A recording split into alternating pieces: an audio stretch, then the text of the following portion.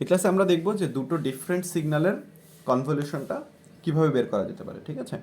তো ধরে নিচ্ছি আমাকে দুটো ডিফারেন্ট সিগন্যাল দেওয়া আছে, একটা হচ্ছে x t equal t square plus two t plus one and another signal y t equal t square plus three t plus four, দুটো ডিফারেন্ট সিগন্যাল।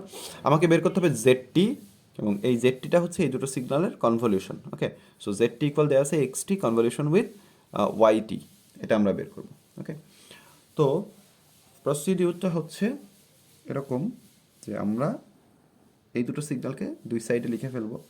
একটা হচ্ছে যে কোনো একটা সিগন্যালকে আমরা উপরে লিখব।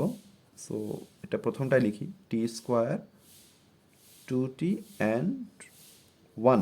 ওকে, আচ্ছা, পরের সিগন্যালটা লেফট সাইডে এখানে আমরা লিখব, তবে অর্ডারটা হবে এরকম, টি এর পাওয়ারের অর্ডার অনুযায়ী হবে, ঠিক আছে? সো ফোরের সাথে টি এর পাওয়ার কত আছে? Zero, T to the power zero, T to the power zero মানে হচ্ছে ওয়ান। তারপরে থ্রি এর সাথে টি এর পাওয়ার কত? ওয়ান। ফোরের সাথে টি এর পাওয়ার কত? জিরো। সো এখানে টি এর পাওয়ার জিরো, ওয়ান, এখানে টি এর পাওয়ার টু। সো সবচেয়ে ছোট থেকে বড়, টি এর পাওয়ার ছোট থেকে বড় আকারে আমরা আসলে লিখব। সো টি এর পাওয়ার সব থেকে ছোট কোথায়? ফোরে। সো ফোরটা আগে লিখব, তারপরে টি এর power one, so three T and t square, অর্থাৎ টি এর পাওয়ারের ছোট থেকে বড় ক্রমানুসারে আমরা এভাবে লিখে দেবো। লেখার পরে যেটা হবে, একটার পর একটা স্লাইড করবে ওয়ান বাই ওয়ান। সো পরের স্টেপে, নেক্সট স্টেপে যে কী হবে, টি স্কোয়ারটা ভেতরে চলে আসবে। সো টি স্কোয়ারটা যদি ভেতরে চলে আসে, তাহলে এটা কী হবে, four and three T and then T স্কোয়ারটা এদিকে চলে আসবে, ঠিক আছে? সো আমরা যদি এটাকে মাল্টিপ্লাই করি, it will be t to the power four, এদিকে আর কিছু নাই। নেক্সট স্টেপে সেকেন্ডলি কী হবে, থ্রি টিটা ভেতরে চলে আসবে। সো ফোরটা এদিকে থাকলো, থ্রি টি অ্যান্ড এদিকে টি স্কোয়ার চলে আসলো। তাহলে এটা কি দাঁড়ালো, মাল্টিপ্লাই করলে three into t cube. So three t cube plus two t cube, two T and t square যদি মাল্টিপ্লাই করি, so two t cube. So total কত হবে? ফাইভ টি কিউব, রাইট? ফাইভ টি কিউব। এরপরে কি, ফোর রাইট সাইডে move করবে। So four এখানে, three t এখানে চলে আসবে, আর এটা টি স্কোয়ারটা এখানে চলে আসবে, ঠিক আছে? সো মাল্টিপ্লাই করলে four t square plus three into two, six t square. So four t square, six t square plus t square, it will be eleven T square, eleven T square. এরপরেও আমরা move করব, তবে আচ্ছা, এখানেও আমি একটা দাগ দিয়ে রাখলাম। সো রাইট সাইডে মুভ করলে টি স্কোয়ারটা কি, এখান থেকে কিন্তু বাইরে চলে যাবে, এদিকে আর কিছু না, এটা এই পর্যন্তই ছিল। সো টি স্কোয়ারটা ভ্যানিশ হয়ে যাবে। সো রাইট সাইডে গেলে টি স্কোয়ারটা ভ্যানিশ হয়ে যাবে, আর ফোরটা চলে আসবে এখানে, থ্রি টিটা এখানে, টি স্কোয়ারটা রাইট সাইডে চলে গেছে। সো আর কিছু, মানে টি স্কোয়ারটা ভ্যানিশ হয়ে যাবে। সো মাল্টিপ্লাই করলে কী হবে, four into two, eight t plus three t into one, it will be three t, it will be eleven t, right? So এরপরে আমরা নেক্সট স্টেপটা কী হবে, রাইট সাইডে ফোরটা রাইট সাইডে চলে আসবে, থ্রি টিটা বাইরে চলে যাবে, আর নাই। সো ফোরের সাথে ওয়ান মাল্টিপ্লাই করলে ইট will B four. So finally, so এভাবে করে এরপরে কিন্তু আর স্লাইড করার কিছু নাই। নেক্সট স্টেপে যে ফোরটাকে রাইট সাইডে শিফট করলে কি হবে, ফোরটাও আউটসাইডে চলে যাবে। সো এটাই আমার লাস্ট স্টেপ। সো আমরা লিখতে পারি যে জেড টি ইকুয়াল, যেটা ছিল যে X T convolution with Y T, right? So final আনসারটা হবে হচ্ছে T to the power four plus five T cube plus eleven T square plus eleven T plus four. এভাবে আমরা দুটো ডিফারেন্ট সিগন্যালের কনভলিউশন বের করতে পারি। ওকে, আচ্ছা, আরেকটা বিষয় হচ্ছে কনভলিউটেড সিগন্যালের লিমিটটা কেমন হবে যদি আমার দুটো ডিফারেন্ট সিগন্যালের লিমিট ডিফারেন্ট থাকে। So what will be the limit of convoluted signal, right? convoluted signal limits, ধরি আমার প্রথম সিগন্যাল যেটা এক্স অফ টি, সেটা দেওয়া আছে এরকম, এরকম একটা সিগন্যাল, এটা হচ্ছে এক্স টি। ওকে, এবং লিমিট দেওয়া আছে, লোয়ার লিমিট হচ্ছে মাইনাস টু টু টু। ওকে, আচ্ছা আরেকটা সিগন্যাল দেওয়া আছে ওয়াইটি। ওয়াইটিটা দেওয়া আছে এরকম একটা সিগন্যাল, রেক্ট্যাঙ্গুলার সিগন্যাল, যেটার লোয়ার লিমিট হচ্ছে -3 অ্যান্ড আপার লিমিট হচ্ছে 3, ঠিক আছে? সো এই দুটো সিগন্যালকে যদি এখন কনভলিউট করা হয়, তাহলে সেই কনভলিউটেড সিগন্যাল যেটা আউটপুট আসবে সেটার লিমিটটা কত হবে? So convoluted signal limits are sum of lower limit less than T less than sum of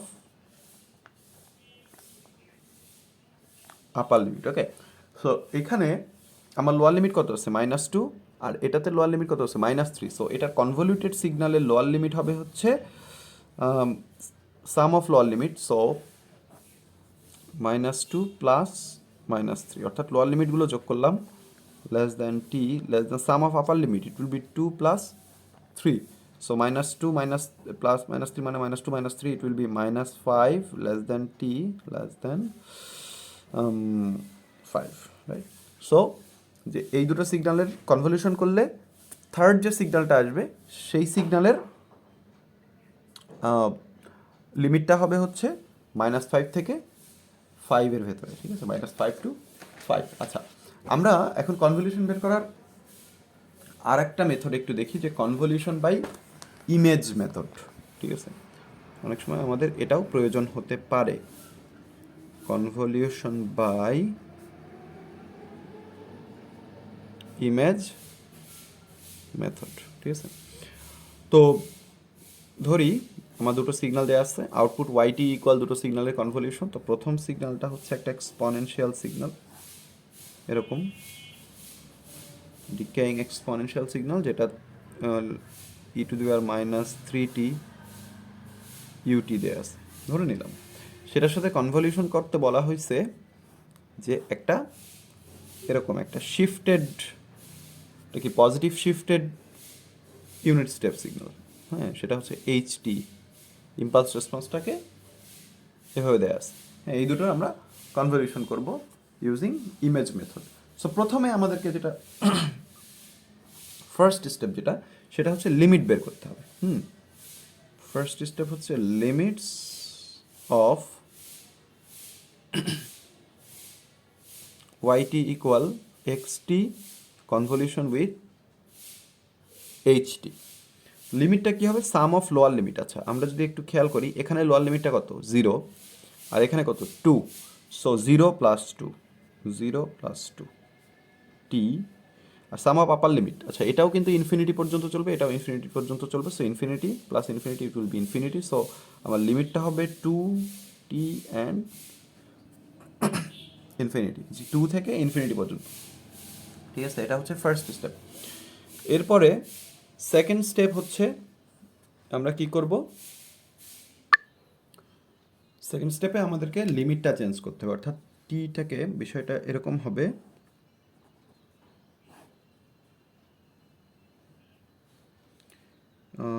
e⁻³ tau into you tau, অর্থাৎ আমরা লিমিটটাকে চেঞ্জ করলাম। আমাদের এটা ছিল e⁻³ ut, সেটাকে আমরা টাউয়ে নিয়ে আসলাম। আর তাহলে আমার ইম্পালস রেসপন্সটা কেমন হবে? 2তে এরকম ছিল h tau, right? Second step. এরপরে যেটা করতে হবে, আচ্ছা আমাদের কি সূত্রটা খেয়াল আছে কিনা, যে আমাদের সূত্রটা ছিল হচ্ছে yt equal integration -∞ to infinity x tau into h t minus tau D tau, এরকম, রাইট? সো এটা হচ্ছে আমার সিগন্যাল, আর এটা হচ্ছে folded and shifted signal, folded and shifted signal. So প্রথমে আমরা কিন্তু কি করতে পারি? আচ্ছা, এখন যে কোনো একটাকে ফোল্ডেড অ্যান্ড শিফটেড করা যেতে পারে। তো আমরা এটাকে করতে চাচ্ছি, এটা দেখে মনে হচ্ছে এটা ইজি হবে, ফোল্ডিং অ্যান্ড শিফটিং যেটা। সো এটাকে প্রথমে কি হবে? শিফটিং হবে, দেন সেটাকে ফোল্ডিং করতে হবে, ঠিক আছে? সো এটাকে আমরা প্রথমে শিফটিং করি, থার্ড স্টেপে যে শিফটিং করি, যদি পজিটিভ শিফটিং হতে পারে, নেগেটিভ শিফটিং হতে পারে, যেটাই হোক। Step 3 shifting. তো লেটস সে শিফটিংটা তো ডানে বামে যে কোনো জায়গায় হতে পারে। ইম্পালস রেসপন্সটা ধরি ওখানে 2-তে ছিল, এটা শিফট হয়ে এদিকে চলে আসছে 5, হ্যাঁ, এটা হচ্ছে শিফটিং।